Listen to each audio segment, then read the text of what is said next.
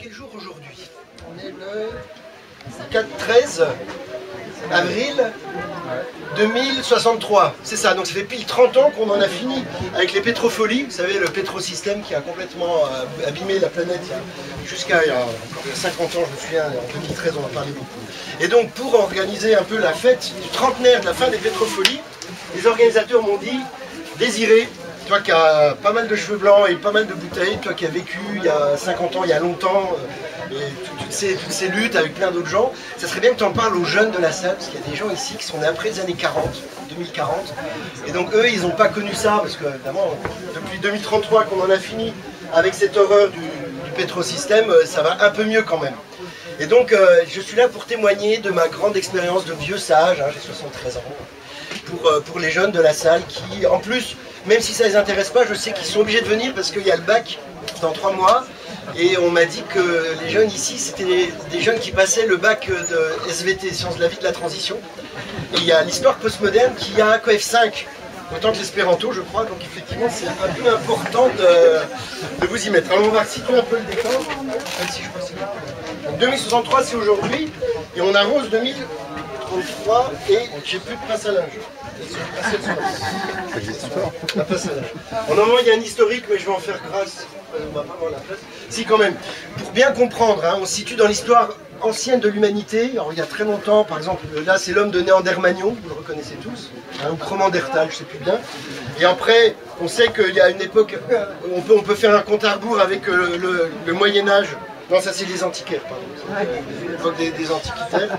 Après, il y a le Moyen-Âge. Et tout ça, c'est des périodes où l'homme a vécu sans pétrole et sans trop de folie. Alors, ça s'est un peu dégradé à partir de cette période. Je les accroche. Ah ouais, bon, ben, génial. Ça s'est dégradé à partir de cette période, c'est le début de l'âge du pillage. On appelle le pillage. C'est quand l'homme très à l'ouest, l'homme occidental, qui est très très à l'ouest, il s'est senti le droit de piller la planète entière, après avoir découvert les Amériques, et puis il s'est dit qu'il allait coloniser tout. Donc ça s'est continué avec le colonnage, donc là on a vraiment colonisé à fond. Et puis il y a eu un moment d'apothéose avec le siècle moderne, hein, vous savez qu'il est dit moderne parce que c'est lui qui avait les meilleurs moyens d'extermination, de massacre, donc c'était un siècle très très développé. On a beaucoup massacré avec beaucoup d'entrain.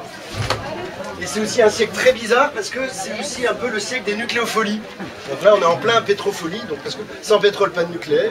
Et c'est un moment aussi qui a été assez important. Et donc, un peu au hasard, les organisateurs m'ont dit que ce serait bien de se focaliser sur 50 ans avant. Je ne sais pas si les anciens dans la scène se souviennent, il y a 50 ans, en 2013, on n'était pas toujours très à l'aise parce qu'on avait bien le sentiment qu'on allait dans le mur avec un monde de développement, comme ils disaient à l'époque, complètement fou, mais on ne savait pas comment s'en sortir. Et c'est là, souvenez-vous les anciens, c'est là que justement il y a eu Notre-Dame-des-Landes. Vous savez, cet aéroport imbécile qui s'est jamais fait, et qui justement c'était le moment un peu de déclencheur où on s'est dit, ah, mais la victoire de Notre-Dame-des-Landes, souvenez-vous, hein, fin 2013, début 2014, c'était l'occasion de réfléchir à toute la folie du monde actuel et de se dire, on va pouvoir en sortir. Alors justement, on m'a dit qu'il fallait que j'insiste beaucoup sur Notre-Dame-des-Landes, parce que c'est un moment assez important. Le moment de la fin des pétropholies, c'est tout l'ensemble du système qui est tombé, mais Notre-Dame-des-Landes a été assez crucial dans sa démonstration de la bêtise du système et de la nécessité d'en sortir. Donc, on va, alors les anciens, vous ne soufflez pas, hein, parce que c'est les jeunes quand même qui révisent le bac. On va essayer de reprendre ensemble le chapitre 1 d'histoire postmoderne.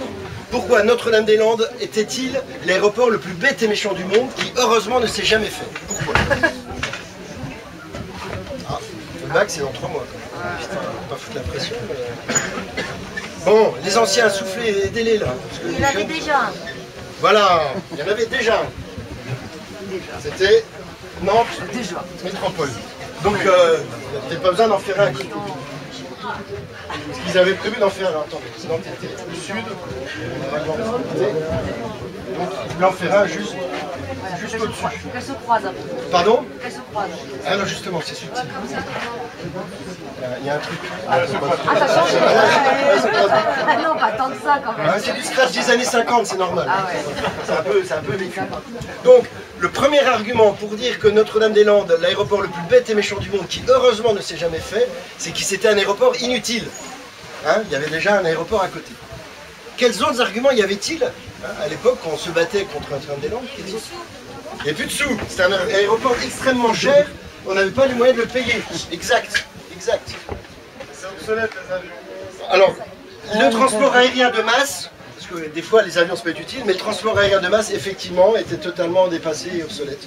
Pour différentes raisons, des raisons de coût, mais quelle autre raison faisait que le transport aérien de masse, vous savez, il s'est écroulé dans les années 2014 très vite. Voilà, la fin du pétrole. Ah ben je l'ai pas. Voilà. Mais on dirait que... Ben voilà, ben oui. Ils se sont rendus compte tardivement qu'on ne pouvait finalement atterrir qu'en hydravion. Ah ouais. Ils ne pouvaient pas autrement, et que comme dans un hydravion, on ne peut pas mettre autre chose que dans un A380, ça les intéressait plus. Voilà. On va faire ça sur le fond du midi. Voilà, on va boire une bière tout à l'heure ensemble. J'ai un petit trou de mémoire là. Je ne me souvenais pas de cet argument en 2013, on ne l'utilisait pas trop. Non mais ça va nous venir. D'accord. Donc, souvenez-vous les anciens et rappelez-le aux jeunes, parce que si jamais il y avait de nouveau des gens un peu fous, des pétromaniaques ou des financiocrates qui voulaient de nouveau lancer des projets démentiels, dites-leur bien que si ça ne pouvait pas se faire, s'il ne fallait absolument pas que cet aéroport se fasse, c'est parce qu'il était inutile, très dispendieux et, autre argument, carnage dans le bocage. Voilà, c'est un aéroport mortifère qui allait massacrer plein de vivants dans le bocage et ailleurs. Et alors, par rapport donc au site de Notre-Dame-des-Landes, bien sûr, ça allait être une horreur, mais en plus, de façon plus générale, ce signe-là va peut-être vous aider. Qu'est-ce que le transport aérien en général avait comme particularité? Et ouais, il dégageait plein de CO2 et de gaz à effet de serre, et donc il allait contribuer au réchauffement climatique. Ah, Nantes Métropole, il y a un fatigué. C'est parce que les gens n'avaient marre d'aller à Djerba. En plus. Alors, donc en fait, vous voyez bien que de même que la plupart des aéroports faits à l'époque commençaient à fermer, s'il avait été ouvert, il aurait servi que pour quelques volatiles seulement. Vraiment pas beaucoup.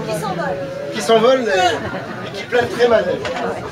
Alors il y a un dernier argument qu'on n'a pas assez utilisé, mais bon, c'est pas grave, maintenant c'est fini, pour dire que c'était vraiment l'aéroport le plus bête et méchant du monde, qui ne devait surtout pas se faire, surtout bête. Alors je vais peut-être vous le suggérer avec cette image. Qu'est-ce que ça vous évoque? Si vous vous souvenez, dans vos livres d'histoire postmoderne, normalement, les pistes, ils nous ont dit, ouais, il y a besoin de vachement de trafic, ça va être saturé, donc il faut deux pistes, deux énormes pistes qui allaient tout massacrer. Et si vous vous souvenez des croquis dans vos histoires postmodernes, comment sont les pistes du projet d'aéroport démentiel de Notre-Dame-des-Landes? Et ouais, elle louche. C'est pour ça que c'était un aéroport hémiplouchique. Il était hémiplégique, parce qu'une seule piste pouvait être utilisée à la fois, très con d'en faire deux, et il louchait, parce qu'effectivement les pistes se disaient merde à l'autre. C'était aussi un excellent argument pour refuser cet aéroport imbécile. Mais vous vous souvenez, hein, il y a les anciens, il y a 50 ans, c'est un argument qu'on n'utilisait pas tant que ça, mais on en a eu d'autres et on a gagné. Alors en fait, l'exposé devrait presque même s'arrêter là. Les jeunes aujourd'hui, en 2063, ils regardent en se grattant la tête leurs anciens qui se débattaient il y a 50 ans en 2013, et ils disent mais comment ça se fait qu'un aéroport aussi stupide a failli être construit de surcroît par des gens très intelligents? C'est une vraie question. Pourquoi alors qu'il est si bête, il a failli être réalisé? Là, on va rentrer dans le fond, parce que c'est très important pour les jeunes d'aujourd'hui de comprendre l'état d'esprit de l'époque, il y a 50 ans, qu'est-ce qui a fait qu'on a failli faire cette horreur-là et que d'autres horreurs d'ailleurs ont été faites, mais qu'on est un peu sorti maintenant. Et comment on appelle en histoire postmoderne cet état d'esprit des crates de l'époque, des technocrates, bétonocrates, vincicrates, tous les financiocrates qui vraiment voulaient faire de l'argent et voulaient construire à tout prix? Comment on appelle ça? Pardon? Les requins-crates. Oui, ça c'est pour les décrire. Il y a beaucoup de mots en crate qui sont inventables et pétillants, mais voilà, ils avaient quand même un problème. Ils avaient un problème intérieur. Comment on appelle cette maladie qui touchait la période du médiocrage dans les années 2013? Les mégalos. Pardon? Mégalomane. Voilà, la mégalomanie. En fait, maintenant on appelle ça l'acroc-diction. Je ne sais pas si vous vous souvenez. Oh non. Voilà. Je vois qu'il y a une autre forme d'addiction qui Alors en fait, c'est un peu le symbole qu'on utilisait à l'époque. Donc ceci, c'était un individu lambda type, en plein médiocrage, donc dans les années 2010, qui était accro à plein de choses. Alors en fait, on va voir.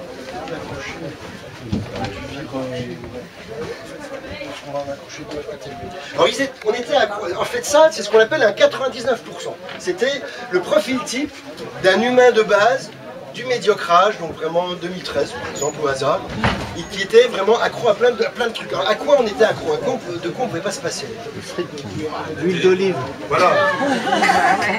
Alors, la télé, TF Merde. Cidre. Et puis, quelles étaient les autres substances auxquelles on était tellement accro que vraiment il nous fallait... Pardon? La voiture. La voiture. Trop fort. Ensuite, La bière. Un truc, non, la bière c'est pas une bière, c'est noble. Le théou. Voilà, le théou. Vous vous souvenez du théou quand même? Totalement accro au théou. Vous pouvez pas théou. Ensuite, bah, le pétrole quand même. C'est même ça le pire. Ah ouais. Ça, je suis étonné que vous l'ayez pas dit plus tôt. On était complètement accro au pétrole. Et puis on appelait ça la consommation, l'hyperconsommation. Il fallait qu'on consomme comme des bêtes. Et puis, non, il n'en reste pas, sinon on reçu. La vitesse aussi, je ne sais pas si vous vous souvenez, à l'époque on disait qu'il fallait aller très vite, c'était un must d'aller très vite. On avait inventé le nul GV, une espèce de truc qui effectivement allait vite quand il marchait, mais le temps de prendre le billet, d'aller à la gare, de passer les embouteillages et tout, bah, en fait on ne gagnait rien. Mais bon, on allait vite. Voilà, puis ça c'est... Donc, comprenez bien les jeunes, hein, vous qui êtes nés après les années 40, après les années 2040, parce que c'est dur pour vous de l'imaginer, mais à l'époque, il y a 50 ans, plein médiocrage, en 2013, on était tous, hein, les anciens on peut le reconnaître, on était tous un peu comme ça. C'est-à-dire que bon, on était eu un peu par le système, on avait besoin de notre vitesse, de notre théou, de notre dose un peu tout ça. Donc, ce qu'on appelle une accro-diction en histoire postmoderne, c'est le fait qu'on était accro et qu'on avait du mal à en sortir. Alors, c'est très important de le savoir parce que ça nous rendait assez humbles. Moi, je vais vous donner un exemple. Moi, j'aime bien le chocolat. Ça se voit. Voilà, c'est bon. C'est bon, mais c'est pas bon parce que ça obstrue un peu les tuyaux, les boyaux, tout ça. Donc, il faudrait pas en prendre trop. Mais comme c'est bon, j'en prends. C'est normal. Et du coup, comme c'est pas très bon, je vais arrêter. Et comme c'est bon, je vais pas arrêter tout de suite. Vous êtes d'accord? Je vais arrêter demain, peut-être même après-demain. De toute façon, c'est pas grave parce que j'arrête quand je veux.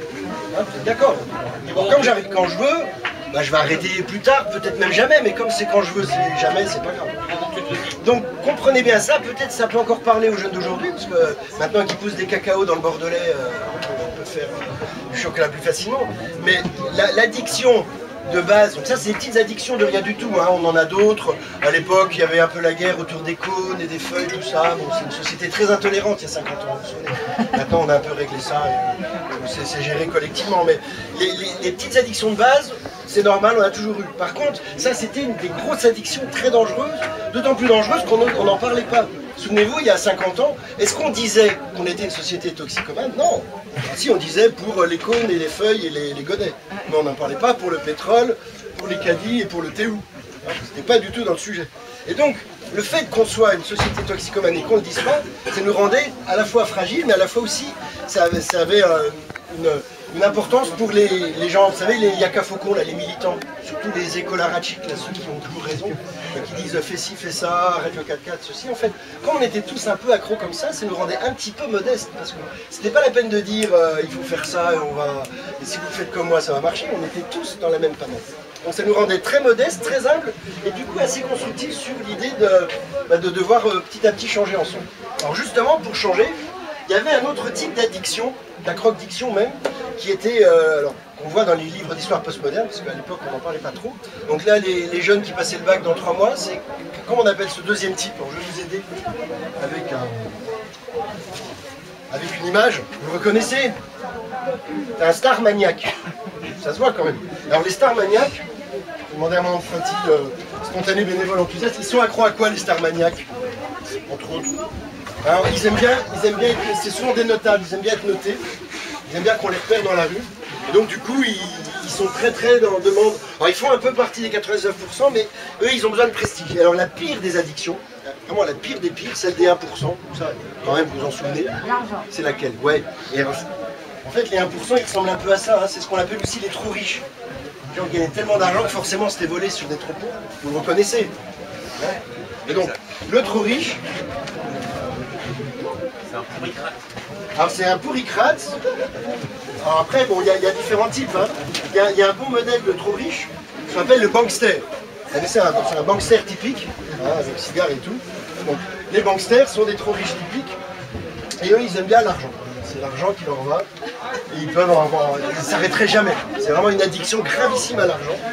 Et on va voir que ça a été un peu des problèmes à la base. Alors, une fois qu'on a un peu expliqué aux jeunes d'aujourd'hui que si Notre-Dame-des-Landes, l'aéroport le plus bête et méchant du monde, a failli se faire parce que la société de l'époque était complètement accro, en particulier les trop riches qui étaient accros à leur fric, et comme on l'a dit tout à l'heure, pour du fric, ils étaient prêts à flinguer 1500 hectares de bocage, c'est bien d'essayer d'aller un peu plus loin dans la compréhension de l'état d'esprit des gens de l'époque, hein, puisque souvenez-vous, c'était un peu le nôtre. Quelles sont les caractéristiques, un peu, les états d'esprit des gens qui sont accros comme ça, si vous en souvenez un peu. Comment on décrit ça en histoire postmoderne? Quand on veut absolument sa dose, absolument. Comment ça s'appelle? Toxico. Toxico, ouais, mais on en veut toujours plus. Alors ça commence par, c'est l'avidité. Les accapareurs. Voilà, donc on va un peu enlever le cadre là. Donc ça c'est le symbole typique de l'avidité. On a besoin de sa dose, absolument. Sinon on n'est pas bien. Donc ça c'est un premier point, c'est très important. Et en fait cette avidité on l'avait tous. Hein. Si on reprend un peu... on était tous un peu avides des petites choses qu'on croyait avoir besoin absolument. Hein. La propagande de l'époque, publicité, jouait bien son rôle. Ensuite, quel autre signe, quel autre état d'esprit significatif il y avait dans cette façon d'être accro absolument? Comment on écrit ça? Comment on décrit ça en histoire postmoderne? Attention, hein, le bac, 3 mois. Hein. On fout de la pression, mais... Bon, alors je vous aide. En fait, ça nous poussait à être dans le mensonge. Hein, parce que quand on veut sa dose, on ne veut pas le reconnaître. Le mensonge, c'est aussi ce qu'on appelle le déni. Hein, parce que c'est pas toujours agréable de reconnaître qu'on est un peu accro. Donc le déni, c'est aussi, alors là les jeunes ne vont pas reconnaître, mais les anciens vont aider. Maintenant, on l'appelle de cet animal. Vous connaissez cet animal? Ah, vous connaissez? Elle a disparu quand même en 2035, donc normalement, si on est après 2035, donc oui, le mot reste, hein, on parle d'autruchisme. L'autruchisme, c'est la façon de, quand on a quelque chose qui fait un peu peur, bah pour y faire face, on ne fait pas face du tout, on met la tête dans le sable, comme ça on voit plus la chose, donc on n'a plus peur. C'est logique, ça marche très bien. Ah oui, alors, je ne sais pas s'il a encore les moyens de prendre beaucoup de ça. L'autruchisme, hein. Moi je suis contente de savoir que ça a disparu en 2035. Les autruches? Non, c'est sympathique. Non, là c'est une autre, c'est l'affaire d'une autre conférence gesticulée, mais alors toutes les dettes, les biodiversités que l'on laisse, Il y a un il y a mot d'autres compliqué, animaux. mais il y a des gens qui disent par un mensonge Cahuzac. Oui, les Cahuzac, oui. Oui, en fait on dit qu'Hollandréou s'est fait Cahuzaquer. Oui, oui, ça l'a un petit peu secoué. Non, mais il faudrait demander aux jeunes quoi. Alors un autre état d'esprit typique des gens qui sont complètement accros, mais vraiment accros, pas accros aux petites substances dans les cônes ou dans les verres, on est bien d'accord, hein. Accros à ça quoi, tous ces trucs dangereux, ou pire encore accros au fric. À quoi ça amène? Dans quel état d'abomination? Mais c'est important de le dire aux jeunes parce qu'ils ne se rendent pas compte. Aujourd'hui, on a quand même une société pacifiée, on peut consommer un peu ce qu'on veut, c'est régulé, c'est maîtrisé. Et puis bon, bah, vous voyez, hein, il fait un peu chaud parce qu'on a pris 2 degrés, mais on est quand même dans un monde pacifié où il y a plus de bagarres. On n'imagine pas la mélasse que c'était il y a 50 ans, en plein médiocrage, en 2013, quand il fallait sortir de tout ça. Hein. Donc pour les jeunes, c'est bien qu'ils voient. Alors, ça, je vais vous montrer aussi, c'est ce qu'on appelle la déshumanisation. En fait, souvenez-vous, l'état d'esprit qu'on avait à l'époque, on était tellement dans l'avidité, tellement dans le mensonge, qu'on était prêt à oublier vraiment les réalités et à se voiler la face et se dire ouais mais c'est pas grave, de toute façon après moi le début, et puis c'est comme ça. Et ça, cette idée qu'on était totalement déshumanisé, ça explique beaucoup de choses après. Alors un autre état d'esprit, peut-être si les jeunes qui étudient, qui réalisent l'histoire veulent trouver des exemples sur Notre-Dame-des-Landes, hein, parce que bon, pour le mensonge, oui, moi j'ai une petite évaporation à l'absence de mon texte, mais pour le mensonge, il y en a eu plein à Notre-Dame-des-Landes, hein, vous vous souvenez, on peut l'illustrer. Je vous rappelle que si on parle de Notre-Dame-des-Landes ce soir, alors que ce projet ne s'est jamais fait, c'est comme illustration de la démence de la société d'il y a 50 ans, comme modèle, comme vraiment emblème de l'état de folie dans lequel on était plongé et dont on est heureusement sorti. Donc les mensonges autour de Notre-Dame-des-Landes, je vous laisserai les trouver. Alors un autre état d'esprit très important, qui explique beaucoup de choses, quand on a besoin de sa dose et qu'on en veut toujours plus. Comment on appelle ça aussi? Parce qu'en fait, là j'ai dit avidité, en fait ça c'est l'infantilisme, je suis un peu côté. L'avidité c'est ça, hein. Une histoire postmoderne c'est un peu le symbole. Il faut vraiment une grosse dose. Et en fait on est tellement avide, on en veut tellement plus, que ça peut se terminer comme ça. Vous connaissez cet animal? Une grenouille qui se gonfle. Ah ouais. On a failli, hein. Rappelez-vous les informations qu'on avait il y a 50 ans, en 2013, sur l'état du monde, où on disait mais on va continuer à polluer, et des fois on se disait mais on va finir par exploser, quoi. C'était inquiétant quand même, hein, il y avait ça. Donc voilà, cet état d'esprit, cette avidité, il était aussi entretenu par quoi? Alors c'est aussi une question souvent que posent les jeunes, mais comment ça se fait que vous étiez aussi taré à l'époque? Qu'est-ce qui vous poussait à ça? Vous savez ce qu'on appelle la propagande, hein? Ouais, pas seulement, hein. En fait, c'est simple, hein. On avait TF Merde, qui tous les soirs, il avait 17 millions de cerveaux, et donc arrivait à répercuter le discours des banksters en disant consomme, consomme, consomme, tu seras plus beau, plus grand, plus fort si tu consommes. Voilà. C'est à peu près ça. Un autre état d'esprit intéressant de la société de l'époque, peut-être si vous voyez, c'est que quand on a besoin de sa dose et qu'on la trouve plus chez soi, qu'est-ce qu'on fait? Ouais, on va la chercher ailleurs. Hein, c'est ce qu'on appelait tout à l'heure le pillage, l'âge du pillage. Donc en fait, on était tous plus ou moins des pilleurs. Je vous rappelle que la société soi-disant avancée des années, vous savez, celle qu'on a osé appeler les 30 glorieuses à un moment. Bon, maintenant, histoire postmoderne, on appelle ça les 30 piteuses, mais à l'époque, les gens étaient très fiers d'avoir pillé les pays du Sud, hein, qui est quand même le pétrole dont s'est gobergé, on n'avait pas par hasard, on l'avait en pillant partout, et donc on était des vrais pillards. D'ailleurs, ça peut se traduire comme, bon, je vais le mettre là. C'est pas mal là? Je crois que, non, c'est ailleurs, mais c'est pas mal. Voilà, alors, quelques points encore qui expliquent bien l'état d'esprit de la société de l'époque. Qu'est-ce qui manque là? Hein, quand on est vraiment tellement avide d'une substance qu'on est prêt à mentir, à se déshumaniser, à piller, à voler, à devenir complètement hors des clous. En fait, on est aussi prêt à ceci. Bon, là, vous allez le reconnaître. Ça, c'est le portrait de Jean-Marc Ayrault jeune. Parce que Jean-Marc Ayrault jeune, il avait besoin, avant de devenir grand, ça c'est Jean-Marc Ayrault adulte. En fait, c'est un politicrate typique. Alors, le politicrate, il est debout quand on le voit, mais avant il est d'abord couché. Hein, le politicrate couché, c'est son état de développement avant de devenir politicrate debout. Donc en fait, on le reconnaît assez bien. Alors là, je pense que les anciens vont avoir un choc, hein, ça fait longtemps qu'on ne l'a pas vu. On le reconnaît assez bien quand même, à peu près ici. Et donc Jean-Marc Ayrault c'est ce qu'on appelle la vieillissement, c'est qu'ils étaient prêts à tout pour avoir le pouvoir le garder, pour avoir leur mandat et les garder. Ils étaient prêts à tout, même à cette espèce d'avilissement. Il y a un autre symbole très intéressant, c'est celui-ci. Je ne sais pas si vous le connaissez. En fait, ça fait référence à quoi si on parle de Notre-Dame-des-Landes? Les préfets touflards. Parce que je ne sais pas si vous vous souvenez, mais les pantouflards de la préfectorale, autour de Notre-Dame-des-Landes, tous les préfets qui ont tabassé les manifestants des années 2000 à 2014, quand ça s'est fini, ils se sont tous retrouvés directeurs chez Vinci après. Bizarre, hein? On va aller dans quel état d'esprit on était capable d'aller. Donc ça, c'est le symbole. Après avoir ciré les pompes des Vincicrates, on leur offrait des chaussures toutes molles pour compenser un peu.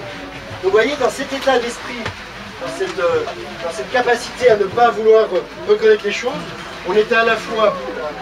Ah merde, la pousse fracture. Normalement,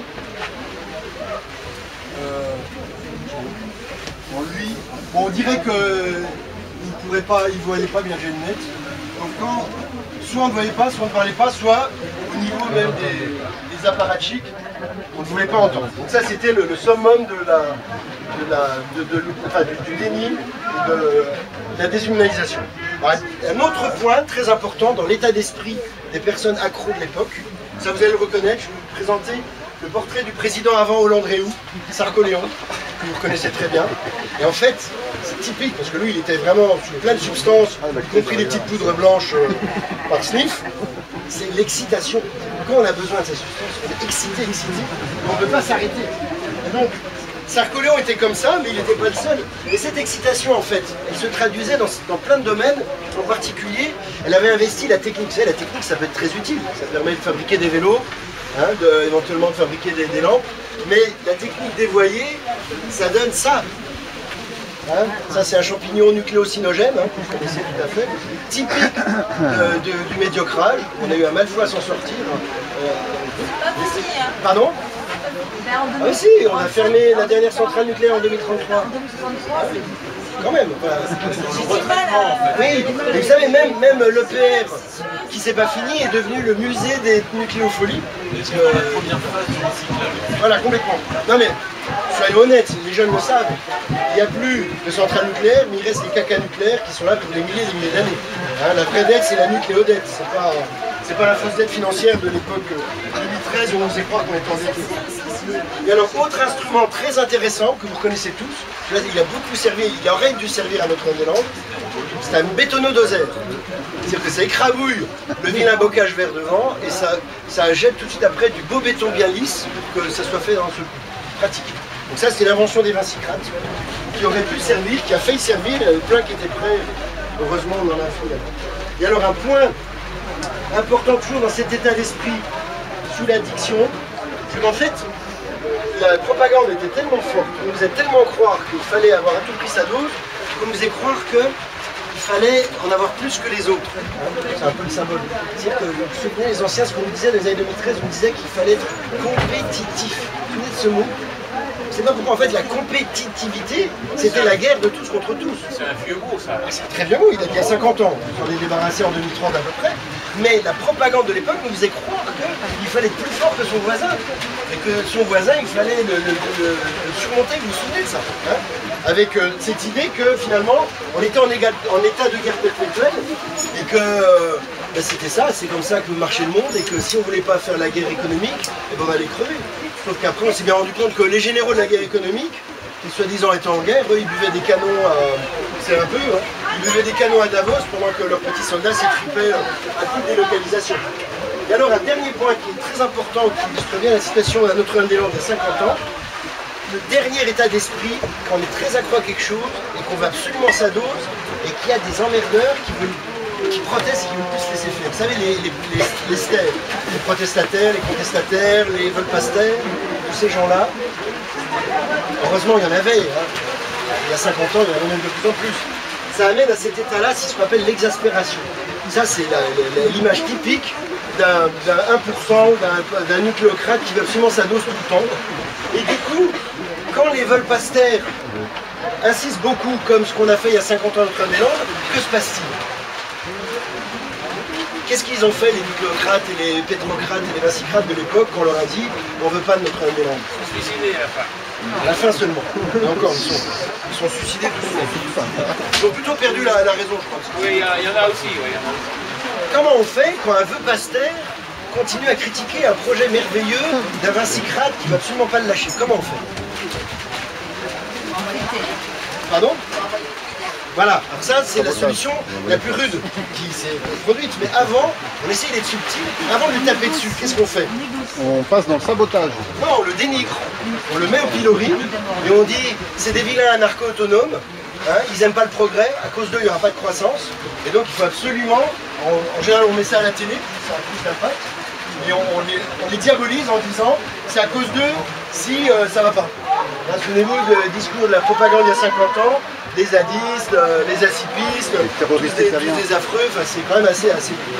Et si ce discours ne suffit pas, alors là oui, que fait-on? On leur tape dessus. Donc vous connaissez cet individu, enfin, en fait, alors là les anciens vont avoir un choc, hein, préparez-vous, c'est que c'était un peu libre. Ceci est un portrait typique de l'époque de Hortevals. Vous vous souvenez d'Hortevals, hein, avec un Hortevalseur casqué. Alors, Hortevals, pour les jeunes, je vous rappelle quand même que c'était un faux socialiste, soi-disant socialiste. Même vous connaissez son histoire, il s'est présenté aux primaires de l'UMP en 2017. Et comme il a perdu, il était tellement dépité qu'il s'est trouvé une vocation. Vous savez, le métier qu'il a découvert à Notre-Dame-des-Landes, vous vous souvenez pas? Il est devenu kystologue. Parce qu'à Notre-Dame-des-Landes, il y a des kystes partout. Et donc, il a voulu se spécialiser en kystologie. Il était très dangereux parce qu'il incisait toujours à gauche, il refermait à droite. Et donc, il a fallu le débrancher. Finalement, il a fini gardien de musée des nucléopholies à Flamand. Voilà, donc, c'est en général, on fait peur aux enfants. Hein. Ça marche assez bien. Donc, En plus, ça, on voit que les jeunes d'aujourd'hui sont très informés. Donc, quand on arrive à cet état-là, à ce tableau-là, en général, les jeunes dans la salle, ils sont estomaqués. Pourquoi? Il y a 50 ans, le médiocrage en 2013, la société était dans cet état-là. Et là, les anciens baissent un peu la tête en disant bah oui. Mais à la fois, on relève aussi la tête parce que c'est quand même nous qui en sommes sortis. Hein. On est quand même fiers, nous les anciens, les cheveux grisonnants de la salle, qui avions 20 ans en 2013, en plein médiocrage, nous sommes battus. Alors, normalement, à cet état-là de la conférence, si je suis censé, avec mon grand âge et ma grosse bedaine, témoigner de comment on s'en est sorti. Mais comme j'ai beaucoup de trous de mémoire, que j'ai un peu trop bu depuis 2033 et la grande fête du trentenaire, en général, je demande aux anciens dans la salle, et même aux jeunes qui ont bien révisé l'histoire postmoderne, de m'aider. Comment on s'en est sorti de ces tableaux apocalyptiques qui effraient à l'époque, souvenez-vous, jusqu'en à peu près avril 2013, on se demandait vraiment si on allait s'en sortir. Hein. Voilà, par l'union. Alors, attendez. La communication. Non, il y a les images correspondantes. Il va falloir aller vite maintenant. C'est joli, non? Alors bon, les jeunes savent plus ce que c'est, parce que les glaciers ont disparu. Mais avant, jusque dans les années 2020, il y avait des glaciers, on montait sur les glaciers dans le corps. Ça, c'est bon. Donc, l'union, ça a permis, par exemple, d'enlever la compétition imbécile. Quand on a enfin compris que la compétition des crates n'avait aucun sens et que c'est la coopération qui comptait, on a déjà enlevé un gros épine de notre pied. Ensuite, quels autres éléments nous ont permis de nous en sortir? Souvenez-vous les anciens, la résistance. On a tenu bon, il fallait, hein. Je sais pas, parce que là je le dis un peu en rigolant, mais souvenez-vous les anciens, sur les 200 indices qui étaient là, combien il y a eu de blessés, combien de gens qui se sont fait taper dessus, combien de pieds écrasés, combien... Vous vous souvenez le médecin qui, fin 2012, avait fait un certificat en expliquant toutes les blessures. Avec les yeux. C'est facile de rire maintenant, 50 ans plus tard, mais à l'époque, c'était pas toujours si drôle. Donc oui, on a résisté malgré la violence des ortevalseurs, on a résisté. Et puis, est-ce que vous voyez d'autres éléments? Qu'est-ce qu'on peut trouver? La solidarité. Ouais. Bon, on va enlever petit à petit, quoi. Hein. En fait, normalement, c'est interactif, mais j'avoue que je suis un peu... J'avais prévenu, c'est expérimental. Version bêta. Je suis pas sûr de... Non. Si, mais après, j'attends déjà les propositions. Non, je crois pas que ça va aller. La solidarité, la communication. Ouais, si, je vais quand même vous le faire. Le faire parce que je l'aime bien. Alors il y a un truc quand même qui était vachement important à l'époque, c'est que vous savez, il y a 50 ans, c'était pas toujours drôle d'être militant, on était un peu dur. Même des fois, sur la ZAD, il y avait des tensions entre zadistes, acipistes, zadistes, tout ça. Parce qu'il fallait tellement se friter contre les ortevalseurs, contre le système, on était tellement dans l'incertitude qu'il fallait se rendre un petit peu, des fois, sévère. Hein. Ça aidait des fois. Mais on s'est rendu compte que si on continuait comme ça, on allait faire comme les autres. On allait devenir nous aussi un peu les ortevalseurs de la ZAD. On serait aussi capable d'être dans l'exclusion, l'intolérance. Et donc, il y a eu un gros travail. D'ailleurs, je ne sais pas si vous vous souvenez dans les archives du site zad.nadir.org, on voit, plusieurs fois ils ont fait des réunions pour réfléchir à la violence, à la mixité. Et en fait, c'était important, tout en se bagarrant fort contre les ortevalseurs, de penser que avec la tête qui réfléchit et les bras qui agissent, entre les deux, il y a aussi un cœur qui bat. Et que c'est important de tenir compte de l'aspect émotionnel des luttes. C'est-à-dire qu'on est en groupe, que pour que le groupe tienne, il faut tenir compte des gens et de l'ambiance dans le groupe. Et que même quand c'est difficile, il ne faut pas perdre de vue cette option-là. Voilà, bon, je l'ai casé. On va dire qu'on a soif et qu'on continue au bureau des coups. Allez. Merci beaucoup.